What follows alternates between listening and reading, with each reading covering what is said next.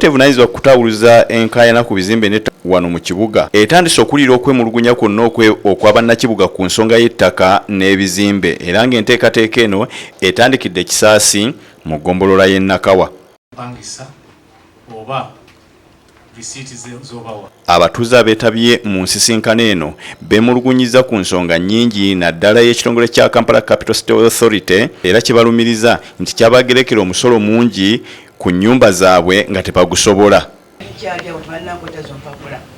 Newajjawo omukyala agamba nti awo wenazimba wawe netwalibwa n'ensibwa erambadde ku luzira mu nsonga yaawe agenda nenekulako endulu mu sitekoolo nembagambagana amayumba agali wano wendi siganga sirina siganga gasinga enzanga ziriwo nyumba 10 zokka naye amayumba ag'amaka gonna gali ku pati eyawe. Ezo ensonga zezimu zetuwuliriza era bw'ogireeta tusalawo gye tusobola okuwuliriza ne tutasobola naye era obujulizi obuleeta mu maaso gaffe nja bbawa ekyokulabirako.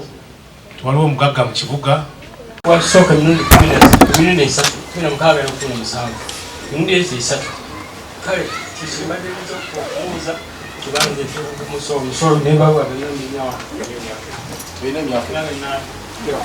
emyaka emeka? Emyaka 67 gy'olina. Okay. Naye tenga wakubibwa. Omuloodi mmeeya w'e Kampala Erias Lukwago agamba nti waliwo obwetaavu bwa Paalamenti okukyusa mu tteeka erigereka emisolo okulaba nti abantu tebaddamu kusasula mirundi ebiri.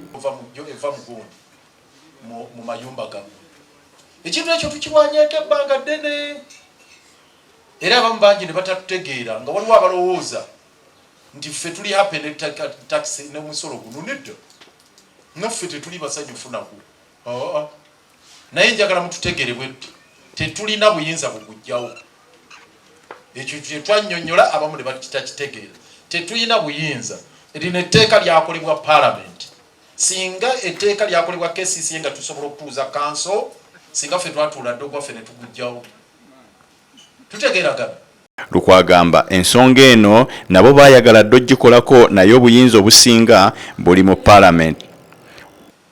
Naye twakola kino wammanga oba bino wammanga ne tutandika okutaganjula etteeka lino ne tugamba mu tteeka lino lye tutalina buyinza bulijjawo si kugamba nti twagala muwe musolo kirungi nnyo muwe omusolo njagala ekyo nsonga ekiggumiza kubanga oli ajjaga nti yabacacyayisa bucacyayisa is just a populist okugamba abantu tebajja kuwa omusolo. No, bw'oba wa rental tax eva mu rent negenda mu URA ng'ate ffe ssente zaffe zirina kuva mu consolidated fund eziyamba ekibuga kiba kitegeeza nti omusolo gujja gujjayo eri mu URA gwe bakusolozezza statutory grants eziva mu consolidated fund ezijja mu kibuga obanga income yo eva mu nnyumba yo tesukka $5 million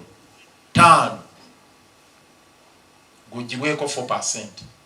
Abasukka $5 million okudda waggulu babeere nga bawa basigala ku 6% ne tutambula n'ekyo naye era ne twesanga nga n'ekyo kinyigiriza nga waliwo era atasobola 4% eno kayumba. Ssentebe wa kkooti eno Samuel Muyizi annyonnyodde ku bukulu bwa kkooti eno era n'asaba abantu okwekubiranga endulu mu kkooti eno nga balina okwemulugunya kwonna ku bizimbe byabwe n'ettaka lyabwe naddala ku ngereka y'omusolo. What I've found is first of all, by no doubt this is double taxation.